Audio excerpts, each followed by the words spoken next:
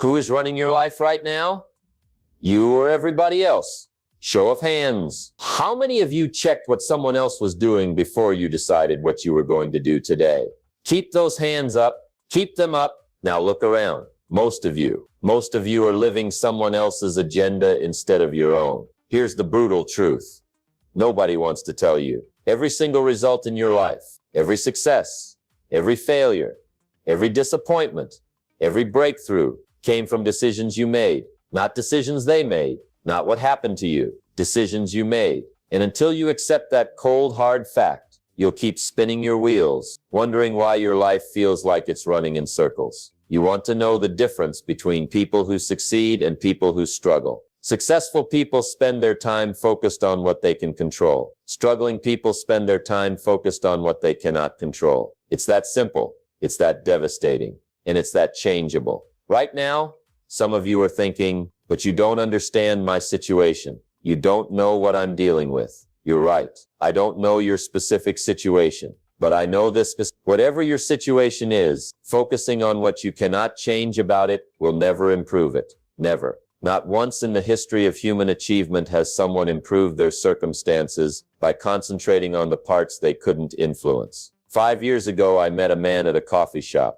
He was complaining to anyone who would listen about his boss, his coworkers, his commute, his salary, his schedule. 20 minutes of pure concentrated blame. Everything wrong with his life was someone else's fault. I sat there thinking, this man is completely powerless, and he doesn't even know it. He's given away every ounce of control he has. 6 months later, I saw him again. Same coffee shop, same complaints, same boss, same coworkers, same salary. Nothing had changed because he was still focused on changing everyone else instead of changing himself. He was waiting for his circumstances to improve his life instead of using his life to improve his circumstances. That's when it hit me. The moment you start focusing on what others should do, you stop focusing on what you can do. The moment you start waiting for others to change, you stop changing yourself. The moment you hand over responsibility for your results to someone else, you hand over the power to create different results. Think about your own life for 30 seconds. How much time do you spend thinking about what other people should do differently?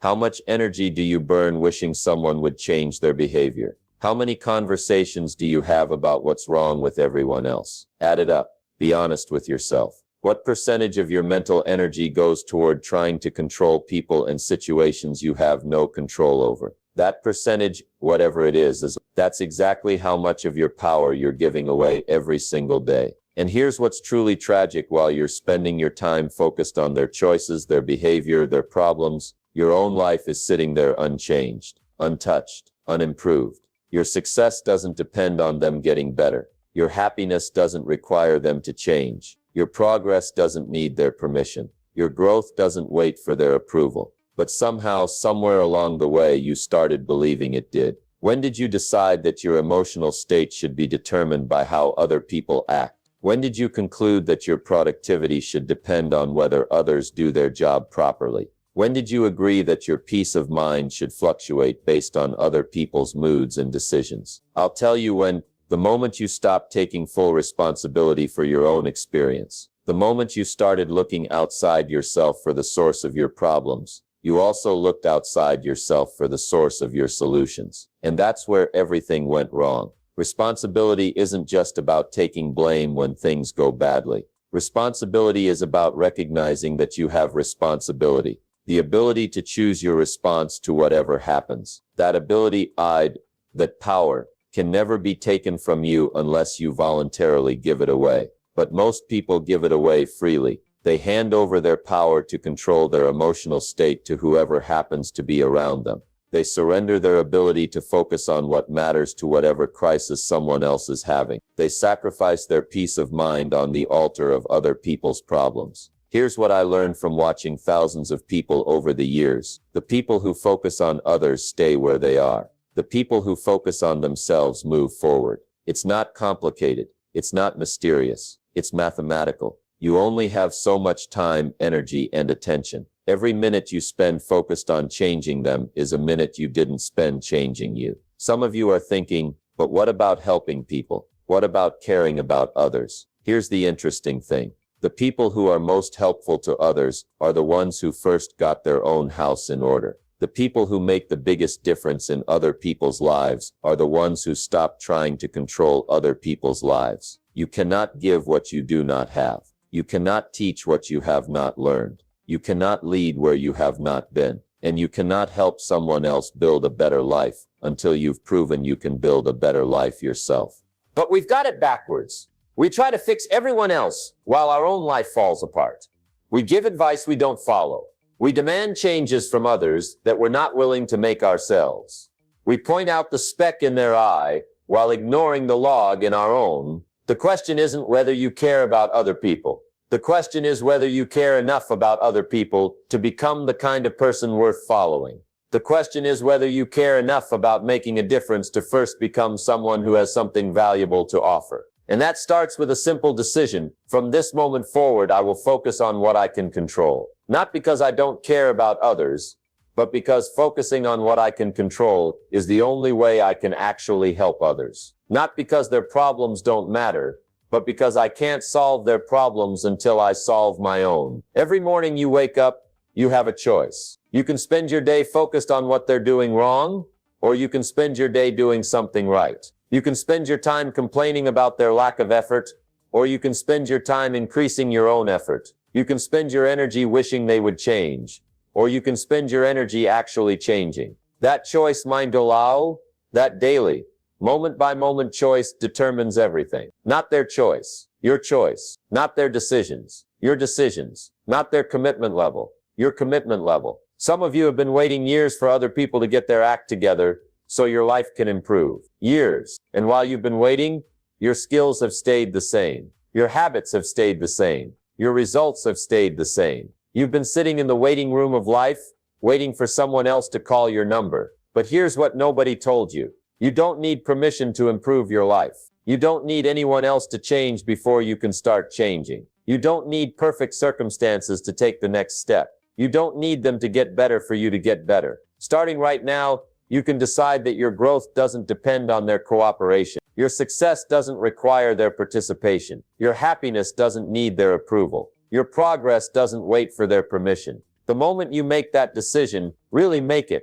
Not just think about making it, everything changes. Not because your circumstances suddenly become perfect, but because you stop needing your circumstances to be perfect before you'll work on making yourself better. That's where real power comes from. Not from controlling others, but from controlling yourself. Not from changing their behavior, but from changing your own behavior. Not from fixing their problems, but from becoming the kind of person who doesn't create problems for others to fix. And when you make that shift, Mindolao, when you truly focus on yourself and let them go, something remarkable happens. The very people you were trying so hard to change start paying attention to the changes in you. The energy you were wasting on their problems becomes available for solving your own problems. The time you were spending focused on their growth starts producing growth in your own life. This is where we separate the serious from the casual. The serious take full responsibility for their results. The casual keep looking for someone else to blame. The serious focus on what they can control. The casual focus on what they cannot control. The serious change themselves. The casual wait for others to change. Which one are you? More importantly, which one will you choose to be starting today?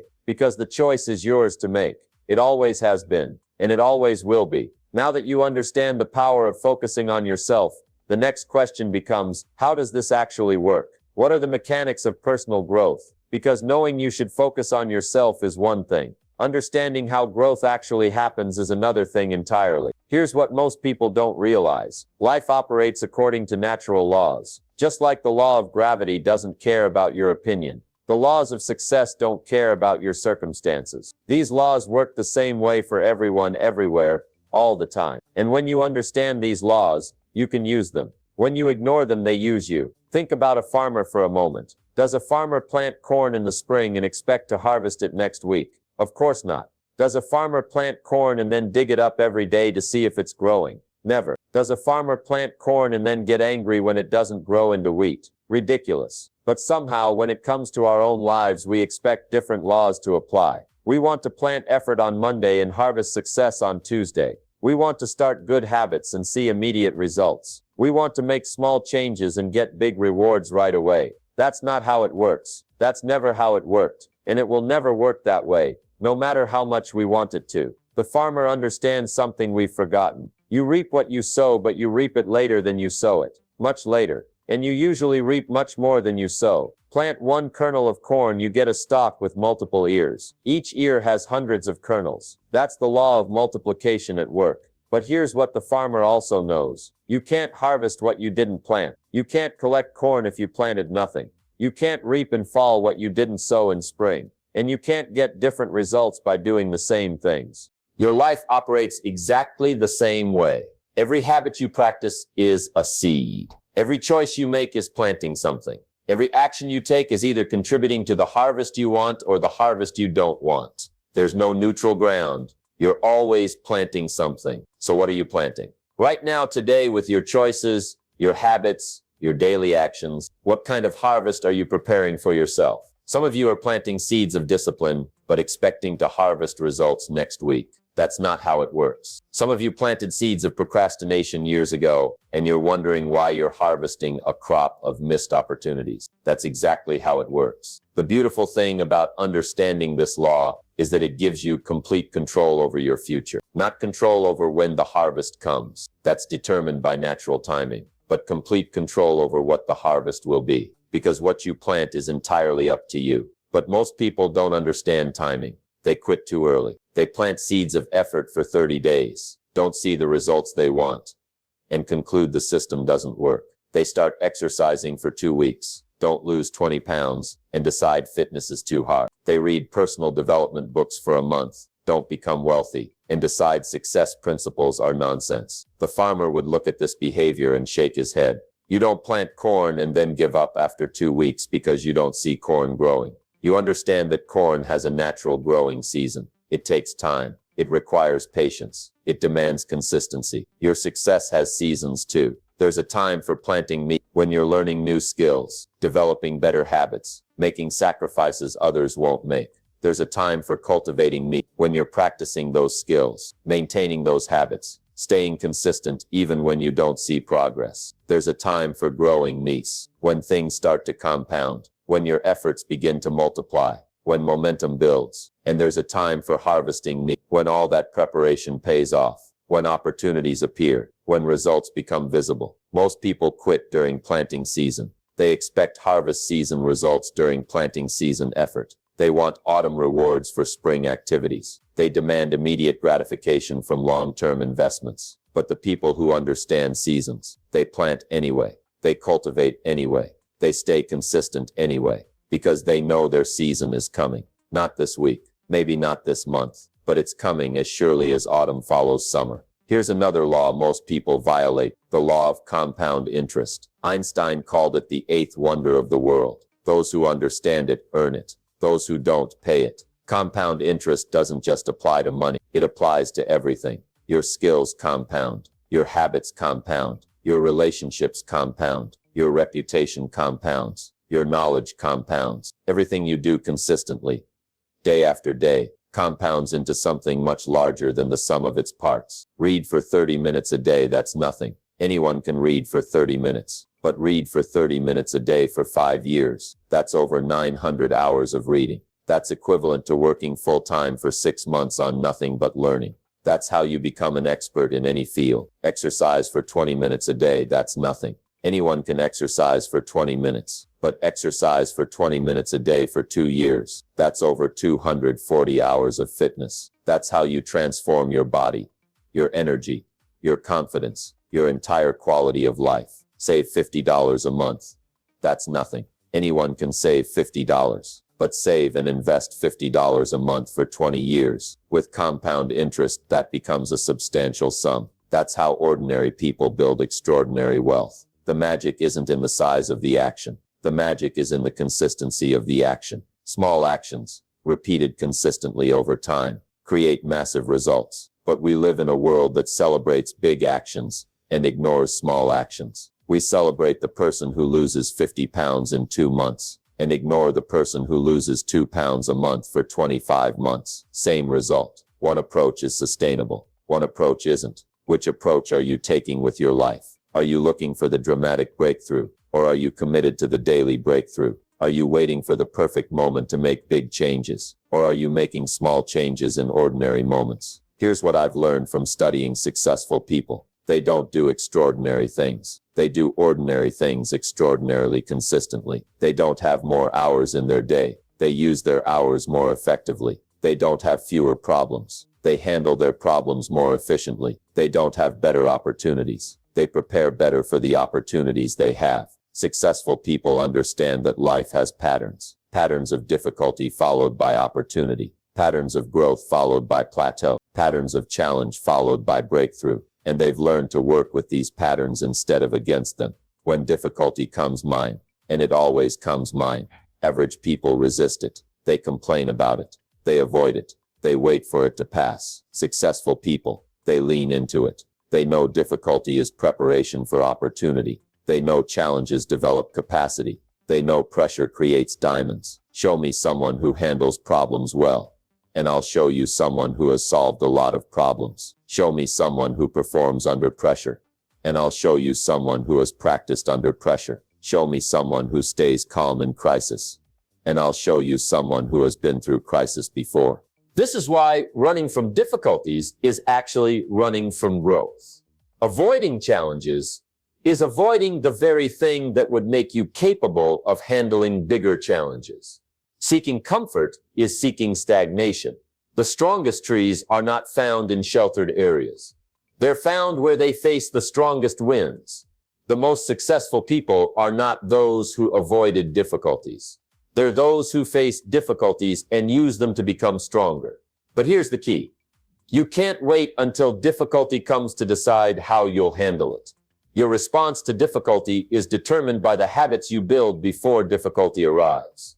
Your character under pressure reveals the character you developed when there was no pressure. This is why daily discipline matters so much. Not because today's discipline creates today's results, but because today's discipline creates tomorrow's capacity to handle tomorrow's challenges and opportunities. When opportunity knocks, and it always knocks, it doesn't wait for you to get ready. It expects you to already be ready. And if you're not ready, it knocks on someone else's door. Someone who used their time preparing instead of procrastinating. Someone who used their energy building instead of complaining. Someone who focused on growing instead of waiting. How many opportunities have you missed because you weren't prepared? How many doors opened that you couldn't walk through because you hadn't developed the skills required?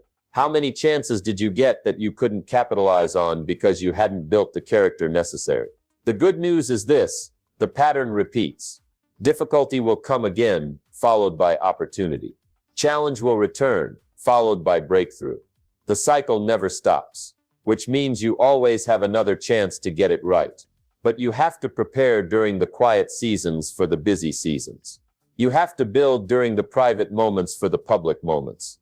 You have to grow during the times when nobody's watching, so you'll be ready for the times when everybody's watching. This is the natural law of preparation meeting opportunity. Luck, they say, is where preparation meets opportunity. But opportunity without preparation is just frustration. And preparation without opportunity is just practice. You need both. The question is, what are you doing with your time between opportunities? Are you preparing or are you waiting? Are you building or are you complaining? Are you growing or are you coasting? Because the next opportunity is coming. It might be next week. It might be next year. But it's coming. And when it arrives, it will find you either prepared or unprepared, ready or not ready, growing or stagnant. The choice of which version of yourself that opportunity finds is the choice you're making right now. Today, with today's habits, with today's decisions, with today's level of commitment to your own growth. And that brings us to the heart of the matter. If these natural laws are always working, if these patterns are always repeating, if these opportunities are always coming, then why do most people stay stuck? Why do most people never experience the breakthrough they're capable of? What's holding them back from the success that's available to them?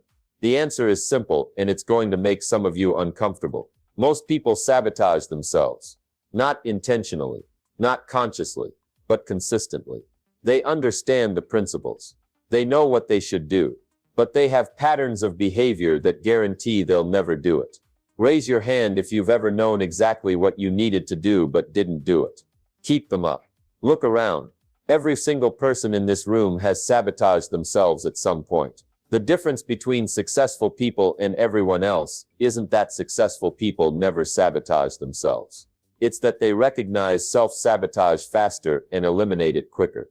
Let me tell you about the 3 patterns that keep most people trapped. The first one is excuse making. Excuses are the nails in the coffin of achievement. Every excuse you make strengthens your limitation and weakens your potential.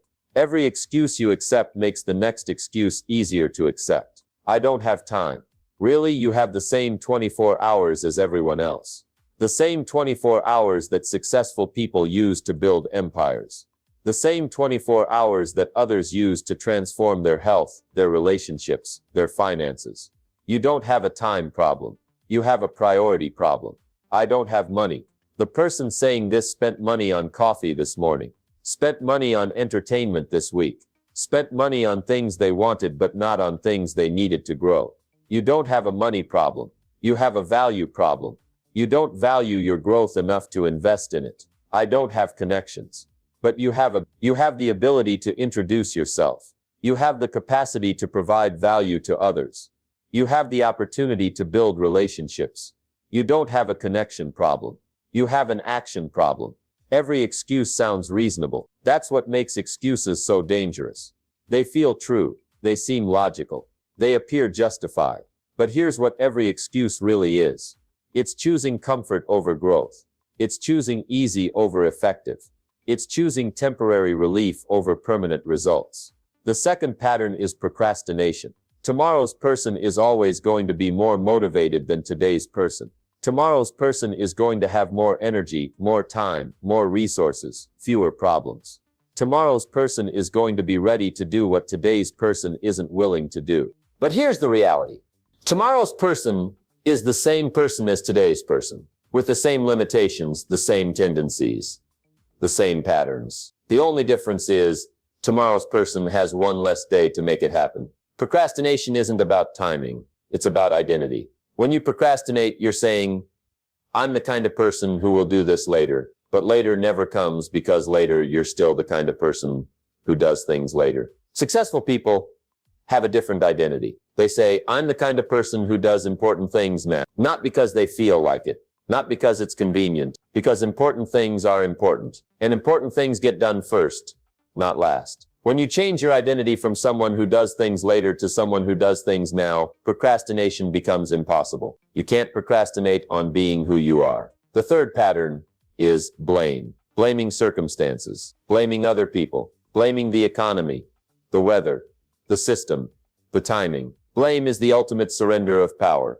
Every time you blame something outside yourself for your results, you give that thing control over your future. When you blame your boss for your career problems, you give your boss control over your career. When you blame the market for your financial problems, you give the market control over your finances. When you blame other people for your relationship problems, you give other people control over your happiness. Blame feels good temporarily. It removes responsibility. It makes you the victim instead of the villain. It explains why things aren't working without requiring you to change anything. But blame has a cost. It keeps you powerless. And powerless people don't create powerful results. Here's the truth about these 3 patterns. They're choices, not circumstances, not personality traits, not genetic predispositions. Choices, which means they can be changed. Today, right now, with a single decision. The decision to stop making excuses and start making progress. The decision to stop procrastinating and start producing. The decision to stop blaming and start building. But making the decision isn't enough.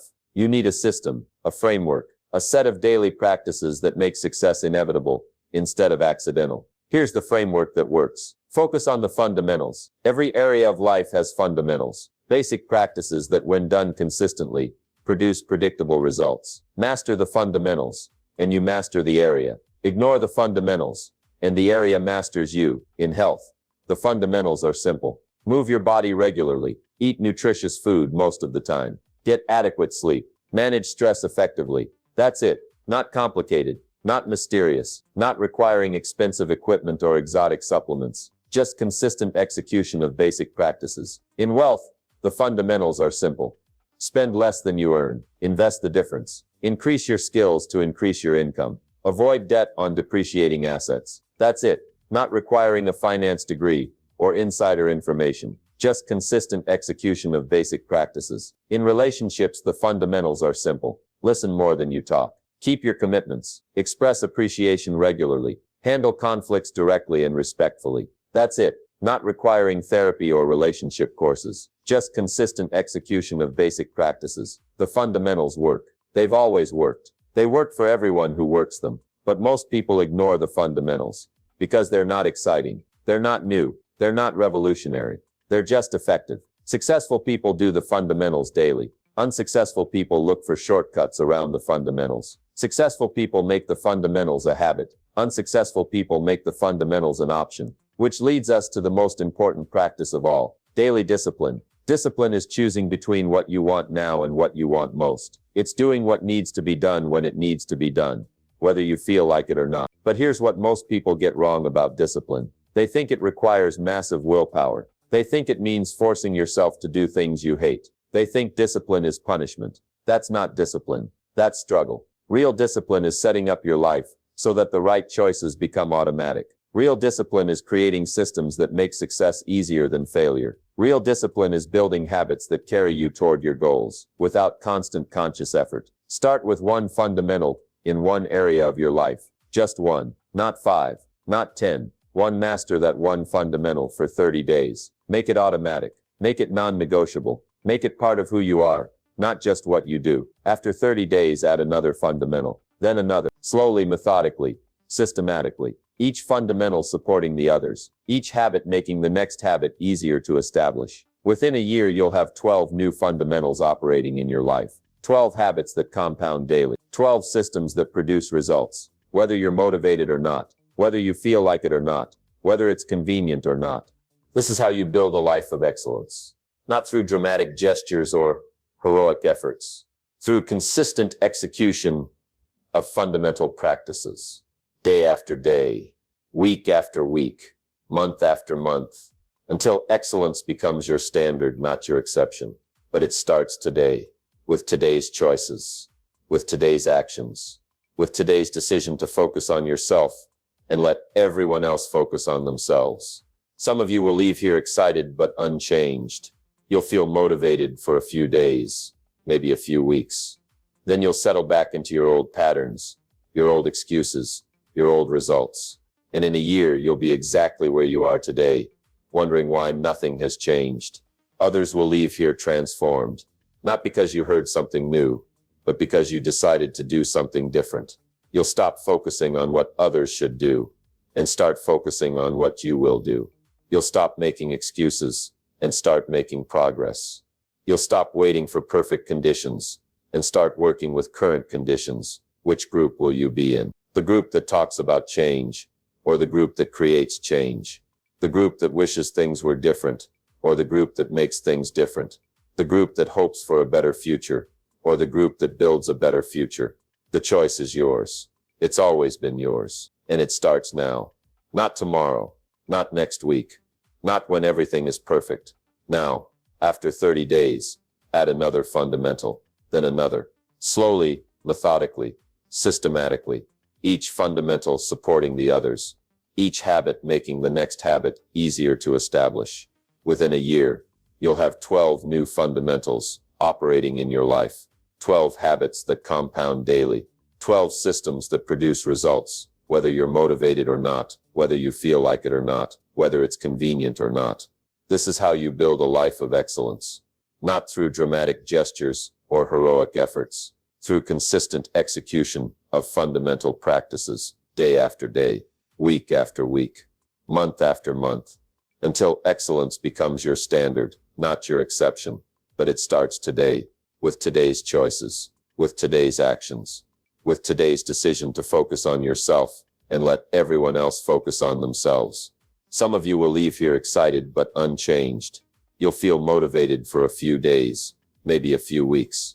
Then you'll settle back into your old patterns, your old excuses, your old results. And in a year, you'll be exactly where you are today, wondering why nothing has changed. Others will leave here transformed, Not because you heard something new, but because you decided to do something different. You'll stop focusing on what others should do and start focusing on what you will do. You'll stop making excuses and start making progress. You'll stop waiting for perfect conditions and start working with current conditions. Which group will you be in? The group that talks about change, or the group that creates change?